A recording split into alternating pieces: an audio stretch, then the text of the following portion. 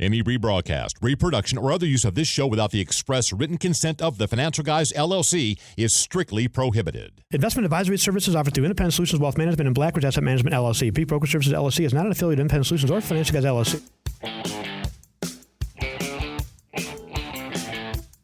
Welcome to TFG Truth with Mike Hayflick and Mike Sparazza. Not together again, Mike. Huh? This is not good. I don't like it. We ought to be together, but we're not. We're not in the same studio, but nonetheless making this happen. Every week, folks, we report facts, expose hypocrisy, and espouse common sense. We've been trying for the last several weeks to do something on the idea of socialism and communism, because in so many respects, that's where it seems America is heading, right? If we let the leftists handle everything, that's, I think, where we're going. We're going that way. Everything from income redistribution to, government payout, just monthly payouts to people for no reason, right? Kind of like Social Security for all. Yep. But every week we try to do this, something else, a bigger debacle seems to happen with this Biden presidency, Mike. So I don't know if we'll ever get to socialism, communism in America. And it's amazing, too, because you have cities like New York City right now, asking for vaccine passports to get a coffee indoors or, go to the gym or go to a show or whatever it may be. And to me, that should be the biggest topic we're talking about right now. And it's obviously not. And one of the funniest things, just to get on, the communism for a second, in New York right now, they are asking for a vaccine passport, and a copy of a photo ID. Go figure. Yes. Go figure. You need a vaccine passport and a proper government identification card to go get a coffee, but to go vote, forget it. You're okay. Just bring an electric bill. You'll be fine. What's really sad is you watch some of that Bill de Blasio press conference to explain all this, and he's so comfortable explaining this. That's what makes it really scary, right? He just says it very matter-of-factly. Listen, you just don't know how easy this is going to be, folks, for you to go out and eat and go to movies and go to musicals again. All you need, right? Just bring the vaccine passport and a proof of ID. That's all. We just want to watch over you. We just want to know everyone. We want to, and this is what Tucker Carlson was saying was, oh no, you don't have to worry about if you have hepatitis or if you have AIDS. If you have those things, go right on into these theaters, go on into the restaurants. But we need to know if you've gotten this COVID vaccine, right? Well, and what's absolutely absurd. What's amazing with the ID part too is if it's so easy to just show ID for this, and then, and again, by the way, 70-something% of African American people are not COVID vaccinated, right? Yep. That's not racist. That's not it's not bad to ask for ID for that, right? That's okay. No worries there. But to go vote in something that defines our country every 2 years, every 4 years, every year in certain areas with certain positions, it's getting to the point, we keep saying it, but it's laughable. It's just so outrageous and it's so hypocritical. It's hard not to. I don't even know if I can get mad anymore. I almost just laugh at it. I don't even know if I get mad at the people like Gavin Newsom or Lori Lightfoot or Bill de Blasio. I don't even know if I get mad at them anymore, because who are the dumb ones? The dumb ones are the ones who keep voting these idiots in. Right. And these people just fall in line. They're like, what, Mr. de Blasio? What, Mayor? What do we need? Just that passport? Okay. Hey, everyone, we're going to get a vaccine passport. Hey, a government ID. I never needed that before. Hey, let's all go line up and get the government ID. You probably need a vaccine passport, though, before you go into the governmental building to get your government ID that you never had, that you continue to vote without, right? They just fall in line. Who are the idiots here? Right. The idiots are those people who continue to vote for these asses. That's what they are. They're just complete asses. And they keep voting for these people, and every inch by inch, they take away a little more of the freedoms that we all have. Yeah. That's their intention. And I love Twitter beef because it just seems to hover around me these days. But I was on Twitter yesterday, and there's a doctor that's been on Fox News a few times, and she's not anti-vax. She's not anti-masking. She's just spills the facts how she sees it, which she's entitled to, as you know. And somebody on there wrote at her like, how many patients do you even see anymore? Like, as in, like, she doesn't know because she's now doing media stuff. And my response to that gentleman was, how many patients does Dr. Fauci see anymore? Oh, that's right. None. right? None. These people, they don't think logically, and no matter what you say or do or provide them, they refuse to even take a look at the other side. I'm open to anything, right? Just like I'm saying, I don't think you're an idiot for getting the vaccine or an idiot for wearing a mask. That's your choice. You go ahead. Yep. I'm not going to do that, but you have every right to do what you think is best for you and your family. And the left can't see it that way. We're terrorist racists if we don't get the vaccine. Right. I think what happens to these people like a Fauci, for a long time, these academics, they read all of these things. They take that, they espouse what they're reading. They talk about facts, they talk about evidence, they teach about science. And then eventually what I think evolves is they believe that what they say is now the facts, the science, the evidence. And they put all that other stuff away, almost like, oh, I've transcended the textbooks. I've transcended the studies, Mike. Come on. I know. Just believe me now. Because in my heart and in my really extraordinary brain, what I say are the facts. And so put all that other stuff aside. Yep. Numbers, right? Yep. I mean, it was all about numbers when we first started this crisis, right? Yep. Back in February of 2020 or so. And now it just doesn't matter. It's whatever he says, whatever those ideologues say, whatever these academics say. Those are the facts. And can we go look at, again, I keep saying it every week and I don't get the data. Can we get the variance death rate? Because I still haven't heard that. I hear cases. I hear schools are shutting down again. I hear this and that. But I don't hear death rate because I think that's important, right? How many millions of people get the flu every year? And I'm not talking about COVID. I'm talking about the what we thought was the flu, a year or two ago.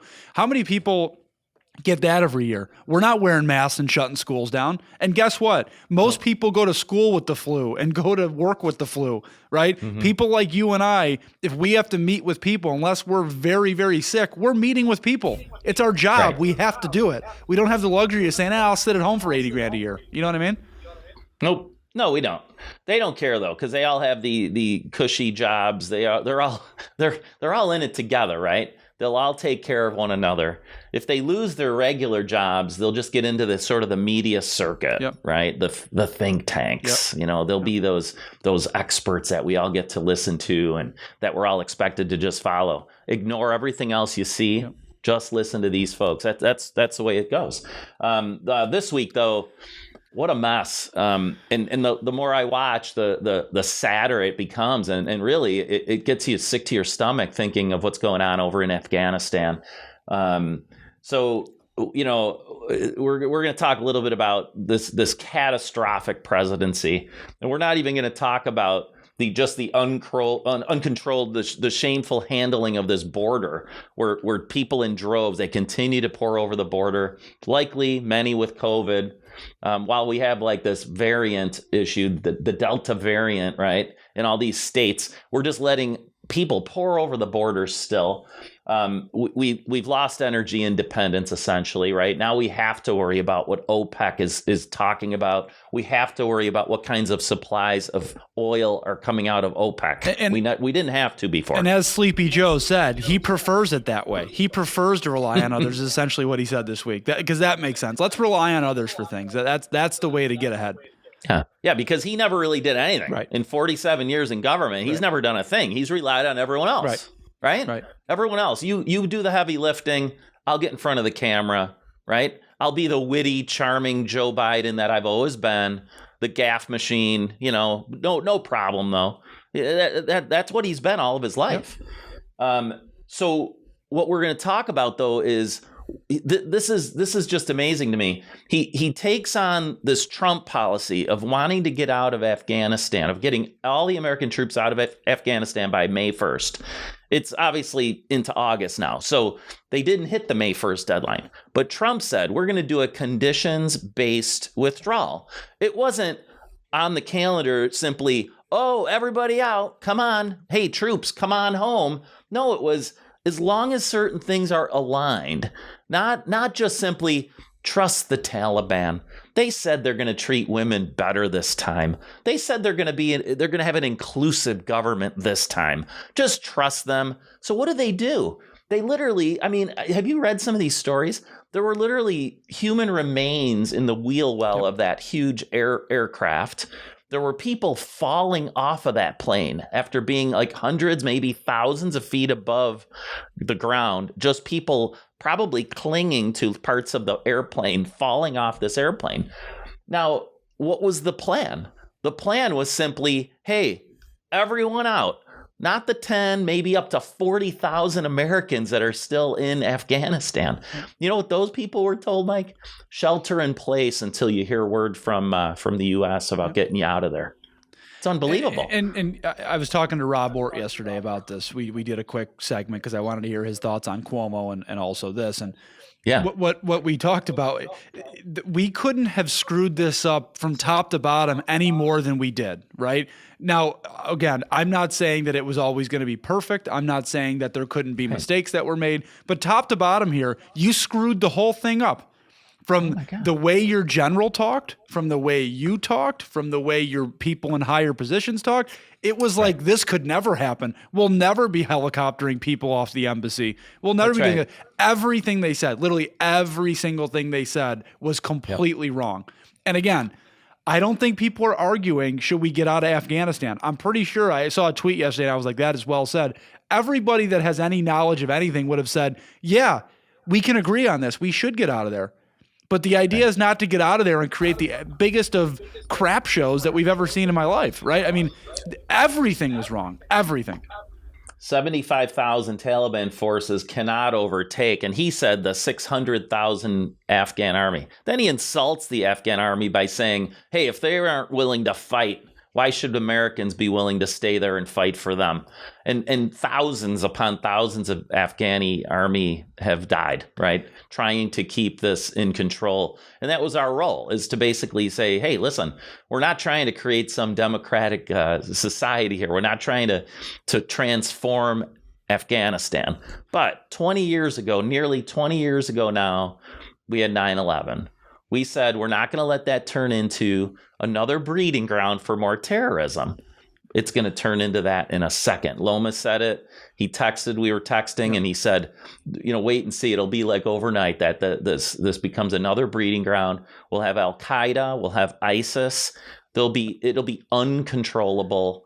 And here we go again. And hopefully people don't think that all these people that were lost over in Afghanistan, all these soldiers, men and women alike, that it was done in vain. Because I'll tell you what, in their memory, I mean, they've just got to be, I'll tell you what, rolling in their graves, essentially. I mean, this is just awful. And that's a great point. I think I've seen that a lot out in the media too. Like, why were we over there? We've lost all these lives. And look, our firm, we all respect our troops and would never, think that way, right? There's no, we're out of there now. That was all a waste. I think there was some good things that were done there, right? You got rid of an Osama bin Laden. You got rid of a Saddam Hussein. I know that's Iraq, but you get my point. Mm-hmm. So there were things that were done over there. Excuse me.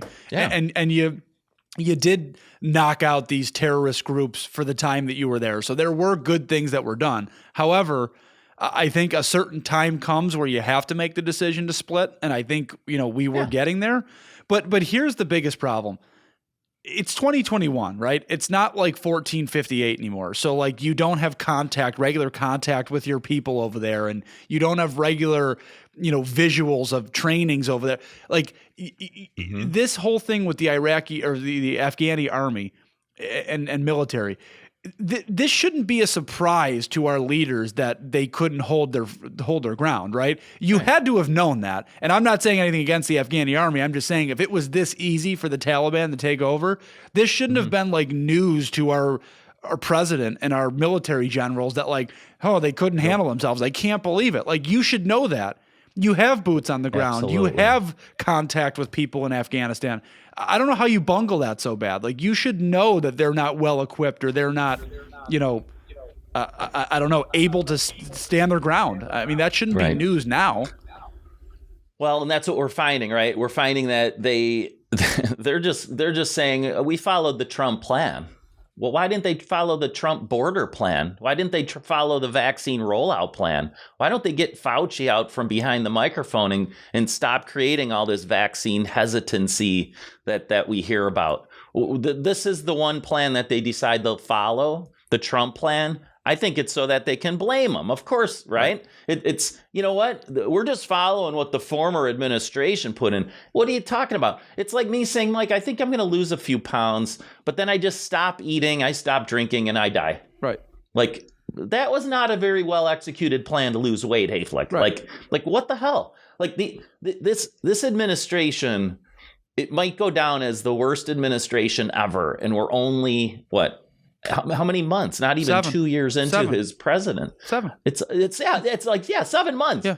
I mean, it's unbelievable. This is unbelievable. I'm actually shocked he's still in office. When you hear him and see him, this guy is not coherent. He can only read what's in front of him. He cannot put two thoughts together without seeing it on a screen and reading it. As fast as he walks into a room to read, that's as fast as he's away from that monitor, and out he goes. I mean, for God's sakes, the Taliban leaders answered more questions than our front officers. I'll call them frontline officers, like a Kamala or a Biden or a whoever, Milley. I mean, and that's the other scary thing, right? This is all going on. Joe's on vacation. Joe's enjoying his weekend away, right? And say what you want about Trump. I keep saying this, and I actually said this to my mother-in-law the other day. Say what you want about Trump. The guy was there when you needed him. People can blame, he was golfing. He was doing that. Well, let's be real. Anytime that guy got in front of a mic, he was ready to go. He was talking to someone. He was answering questions. He was giving his thoughts. And I'm going to read a tweet here. In terms of the how you deal with terrorists and bad people.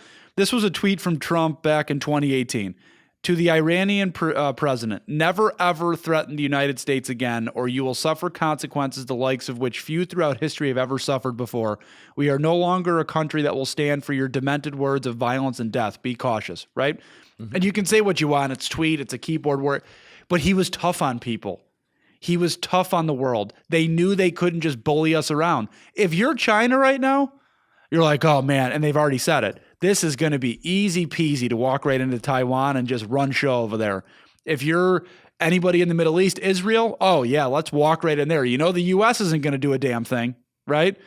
I mean, that's what we're breeding right now. We're breeding that we're a bunch of babies and that we're not able to defend ourselves, because this is proof we obviously can't defend ourselves. I mean, we were running around burning documents. You left guns and ammunition just sitting there, right? The Taliban doesn't know how to use those. Come on. This is so this juxtapose this to what you just read about how Trump was, and is it a wonder that for like the 4 years Trump is president, it really was pretty quiet around the world, right? He crushed ISIS, right. And then he kept Russia, China, North Korea all under wraps, right? Not perfect. Clearly, there's so much more we should be doing to try to make all of these relationships at least bearable and fair, like he'd always say. This is our president now. When I came into office, I inherited a deal that President Trump negotiated with the Taliban. Under his agreement, U.S. forces would be out of Afghanistan by May 1st, 2021. Just a little over 3 months after I took office. U.S. forces had already drawn down during the Trump administration from roughly 15,500 American forces to 2,500 troops in country. Now, by the way, there hasn't been one single death of an armed services person in Afghanistan since like February of 2020. Right. So not a single death. Open up your laptops, folks. Go just Google Chicago shootings. You'll see countless shootings, countless deaths every weekend. Google Buffalo. Cities like Google Buffalo, Chicago, Baltimore, you name it. Yeah. Just Google anywhere in the United States, and you're going to see a stark difference. And now we're talking about Afghanistan. Nobody in the service has died since February 2020, largely because of what Trump did. He did a very controlled withdrawal, a conditions-based withdrawal. He would never, ever, ever have let this happen.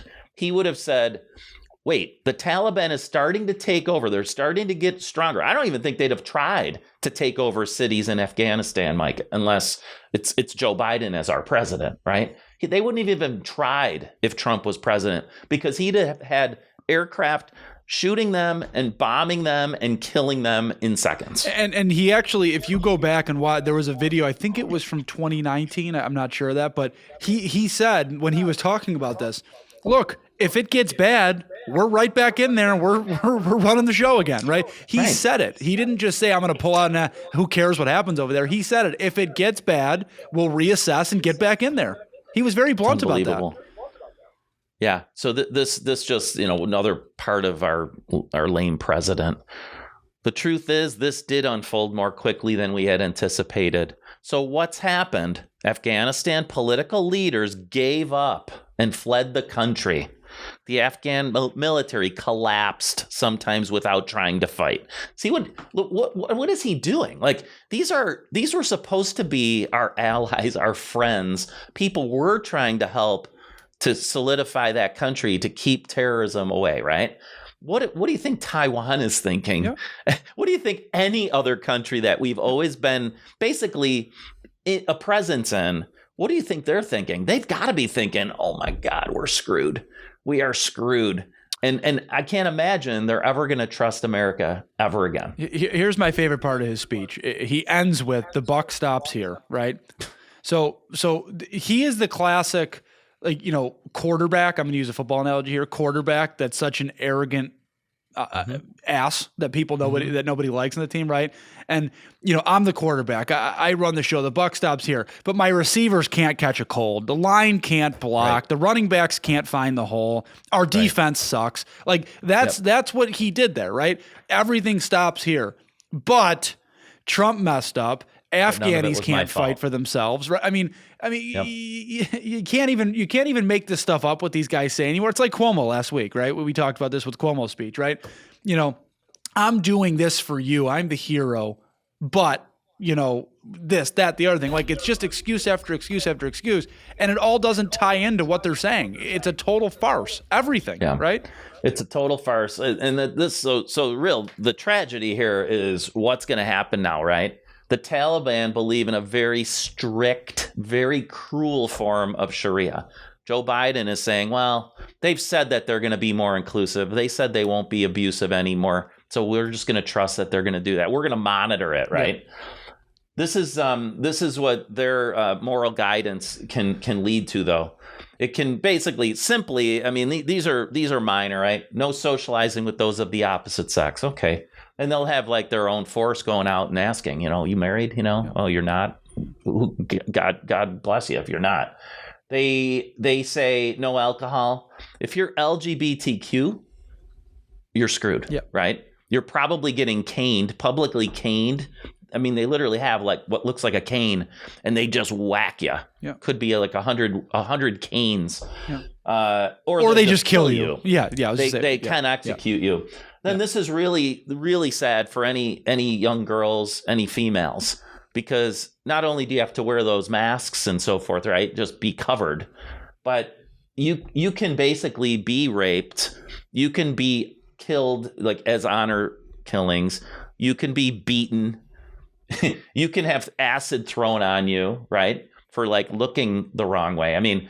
These are the things that are just terrible. And now think about this. What if only 1,000 Americans ended up over there? Like, what if we got everyone out except 1,000? That's 1,000 Americans now that are basically in hiding, trying to get out of Afghanistan. But we might have up to 40,000 people there, Mike. This might go down as the biggest catastrophe of an American president ever. And here's the thing, everything you just mentioned, right? That's very inclusive to all, isn't it? It's inclusive to all people of color, race, gender, ethnicity, right? Come on. Right. Again, you can't make this stuff up. You really can't make it up. We're trusting. And again, there's a difference between trusting the Taliban and just working with the Taliban to make sure that at least your safety is, like I think Trump did, right? We're going to work with you. We're not going to love you. We're not going to hate you. We're going to work with you, and we're going to get what we need out of you. And then it's up to you. And I think what Biden's done is we're going to trust you. We're going to work with you guys because we think you've really, the Taliban's really turned the corner, haven't they? They really came back, and they're much more loving and inclusive now. And they see it how the world is. It's a load of crap. The minute we're out of there, they're going to start doing all this crap all over again. It's going to happen in seconds. Do you see them now? I mean, I'm not a gun guy, but I mean, every single one of those people you see, every one of the Taliban have, what are they like? What are they? AR-47s or something? 47s. Yeah. I mean, they walk around with their guns, and they're not looking like inclusive minded people. No.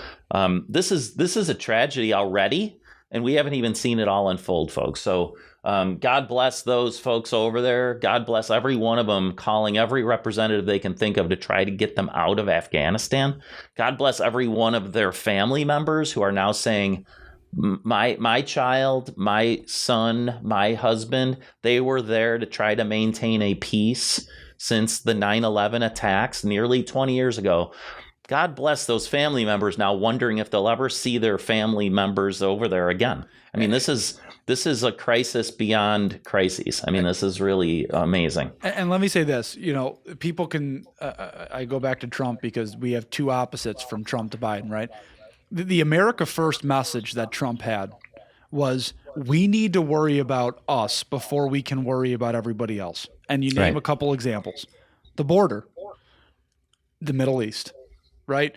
Even COVID, right? We need to get our vaccines before we start giving them out to other countries, right? Right. All these energy, trade, everything he did. Right. Everything he did was America first. It didn't mean we're going to squash everyone. Right. We're going to be fair. Right.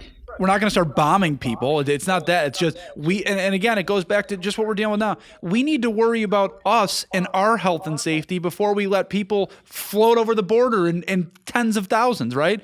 Now I was talking to Lomas and you guys in the group chat last night about this.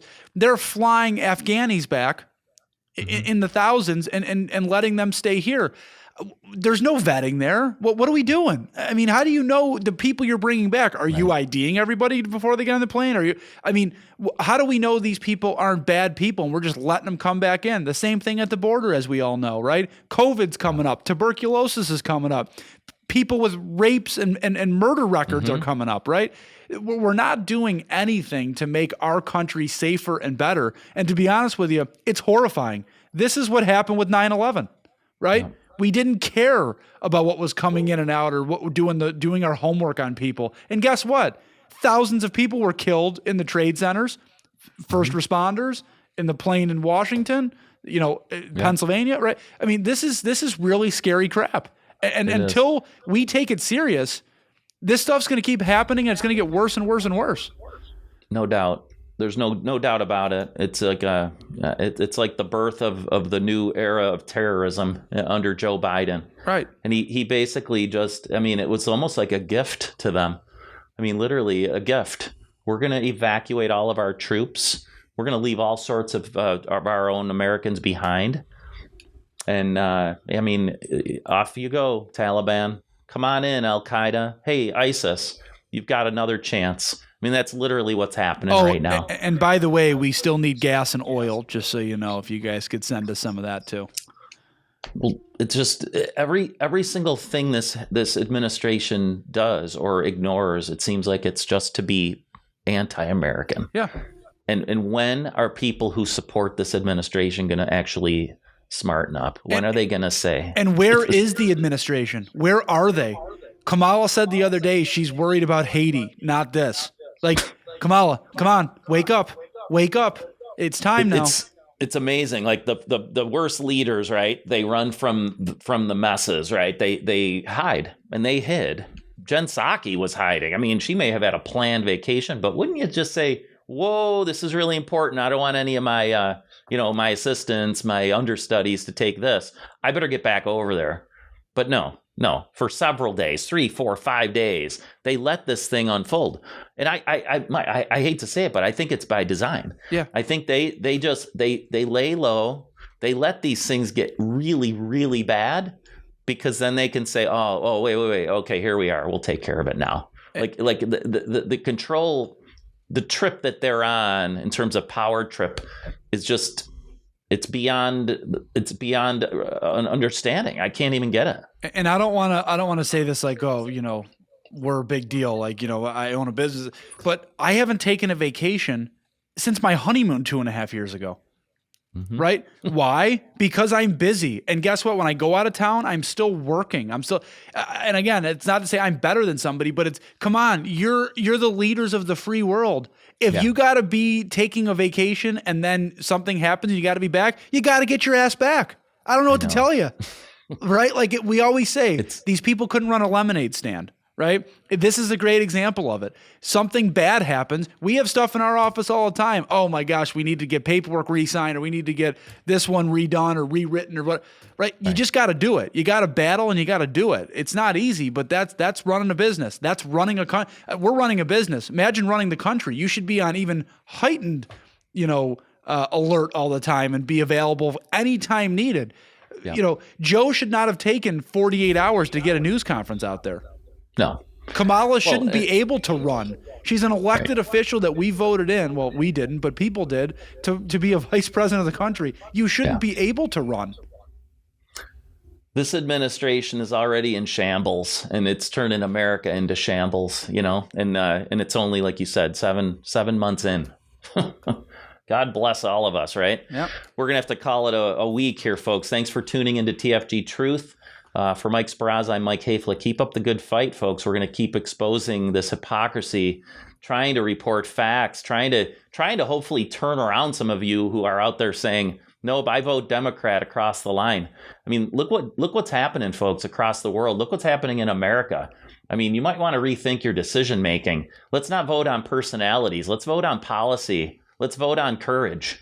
I mean, this is getting outrageous. I will say, though, Mike, last thing, I do think people are starting to turn on them. I really do. I mean, the moderates of the world are starting to be like, what the hell's going on here? Where are we going here? Because they're even with this COVID stuff, it's not adding up anymore. And anybody with a brain that's not, falling into their fear mongering is saying, well, wait a minute. You told us that we didn't need to wear masks anymore if we got the vaccine. Now we got the vaccine and we're wearing masks still. You told us our business would be able to open. They're not opening anymore, right? People are starting to see it. They are. Just keep standing up, folks. All right? Got Mike Hafele, Mike Speraza. This is always fun, sometimes depressing, but we're coming back every week for you, folks. So tune in next week.